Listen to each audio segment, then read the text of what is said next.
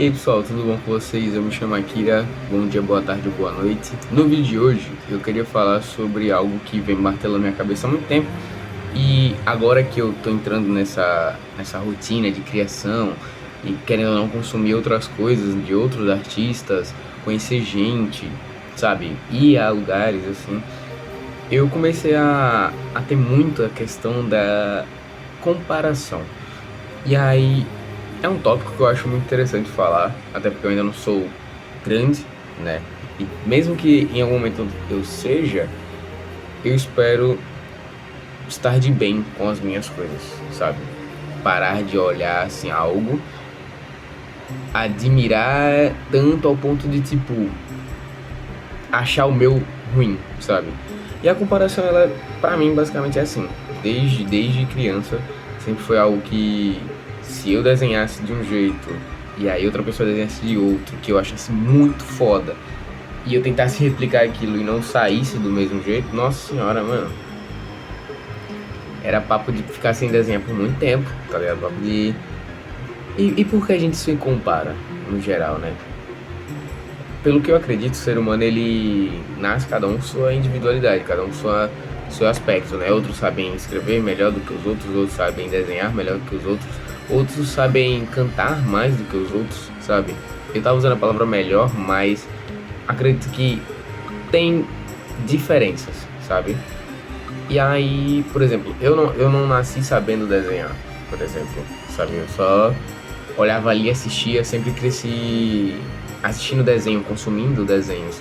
E isso sempre esteve na minha vida, né? Seja HQ, desenhos, animes, mangás, Power Ranger no geral. Eu gosto muito de usar o Power Ranger como exemplo porque eu comecei a desenhar muito por causa dos Power Rangers. Eu sempre achei muito foda. Tartarugas Ninjas também, sabe?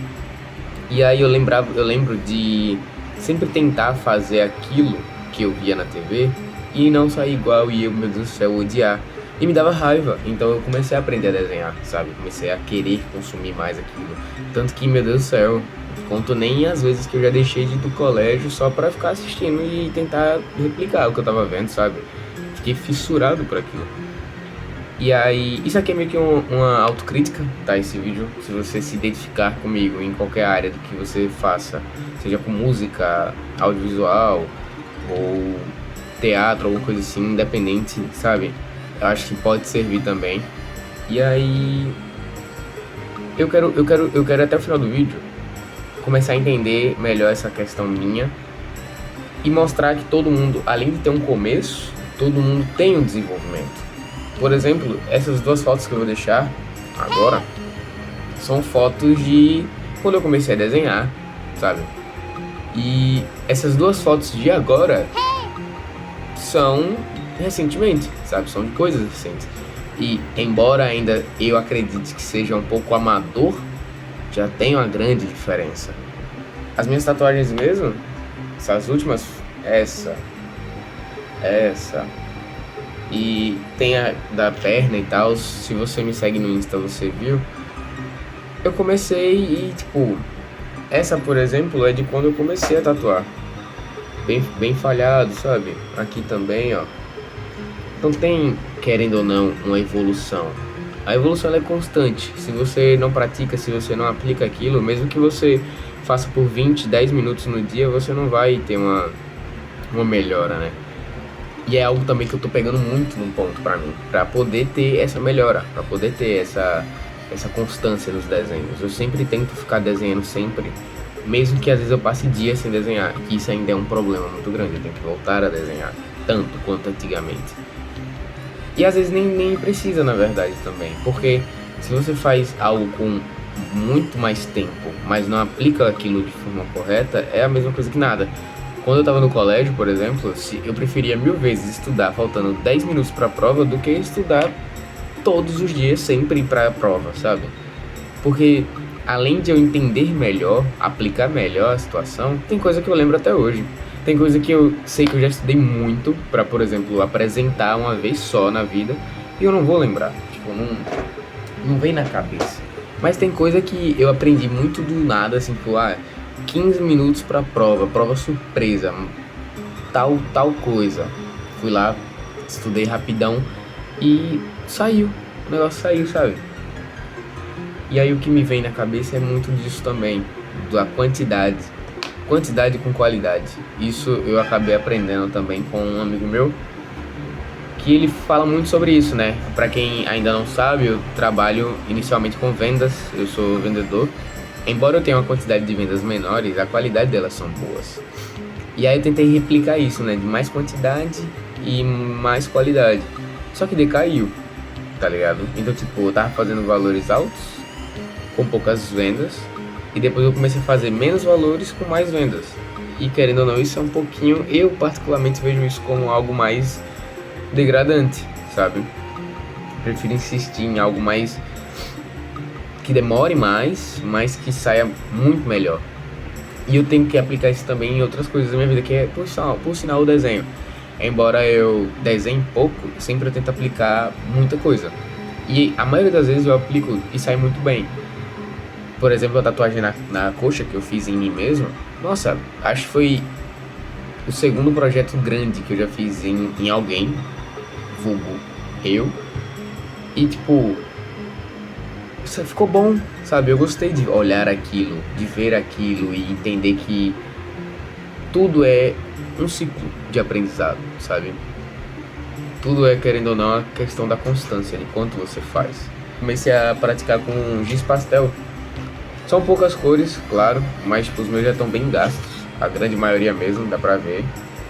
O azul mesmo, meu Deus do céu. Ó, o azul mesmo, meu Deus do céu, sofreu na minha mão o azul.